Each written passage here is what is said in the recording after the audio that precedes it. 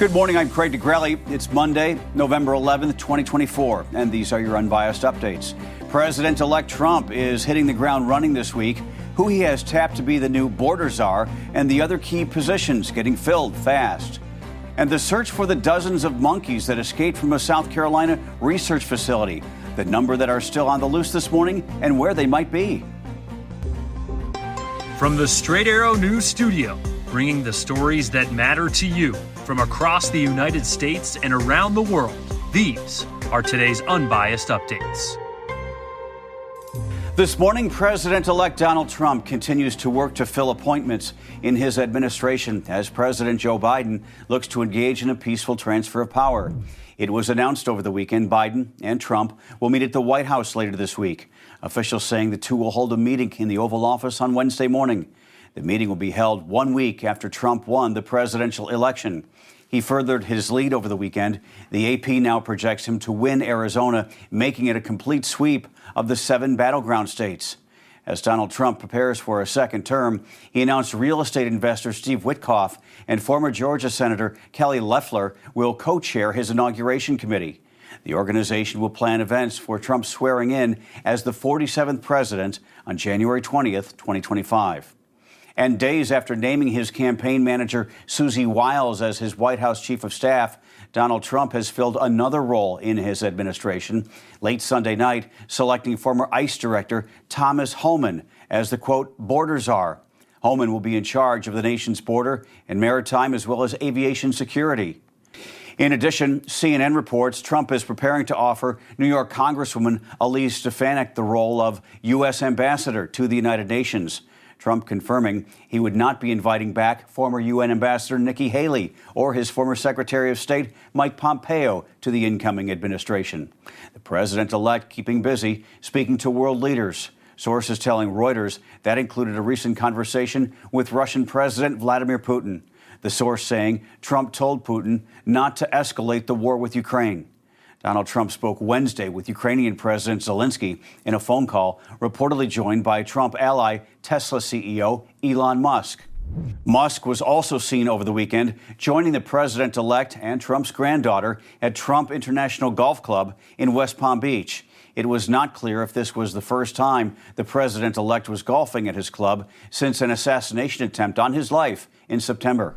As President-elect Trump reportedly spoke with both Russian President Vladimir Putin and Ukrainian President Zelensky, something the Kremlin denies, by the way, that Trump and Putin spoke. The Kremlin says that did not happen. The war between the two countries rages on with a record number of drone strikes launched over the weekend.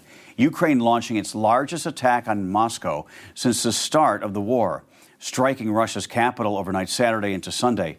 Russia saying a total of 34 drones were launched in Moscow's direction. All of them were shot down, according to Russian officials. This attack came after Ukraine said Russia launched a total of 145 drones Saturday night, the most ever in a single nighttime attack during the war.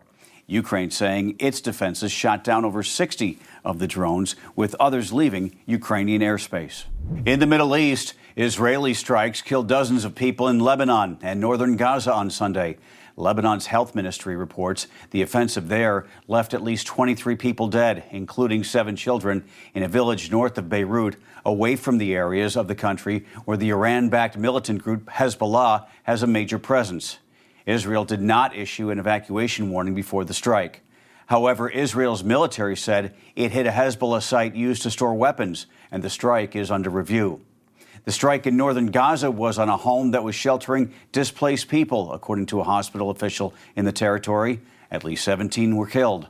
The Israeli military says it targeted a site where militants were operating. The strikes came less than 24 hours after Qatar announced it suspended its role as mediator for a ceasefire between Israel and Hamas in Gaza because neither side is willing to come to an agreement.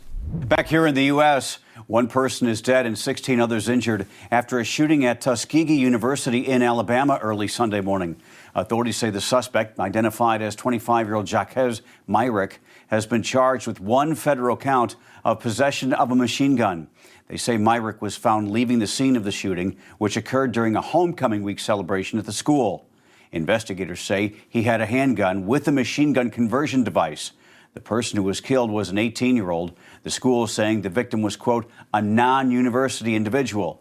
The university has canceled all classes for today. More than half of the monkeys that escaped from a South Carolina research facility are back where they belong this morning. Last Wednesday, 43 macaque monkeys escaped from Alpha Genesis, a medical lab that uses the animals for clinical drug trials in Yamasee, about 60 miles west of Charleston. As of Sunday night, 25 of the 43 runaway primates had been rounded up. They were all checked out by a team of vets and in good health. Officials say the remaining monkeys do not seem to have gone far.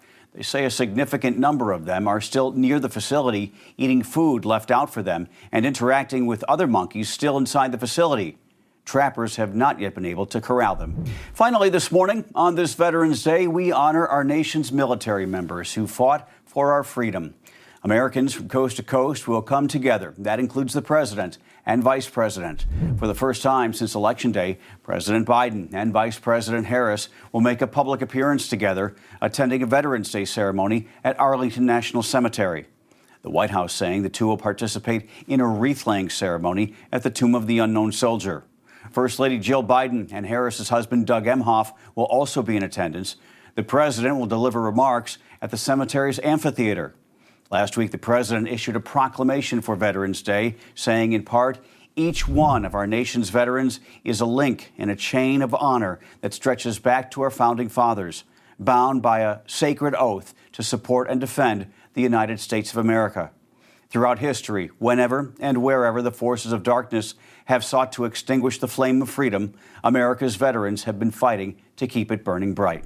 These are your unbiased updates for this Monday. A big thank you to all our veterans out there today, as well as every day. We'll see you back here tomorrow. For all of us here at Straight Arrow News, I'm Craig DeGrelli. Have a great day.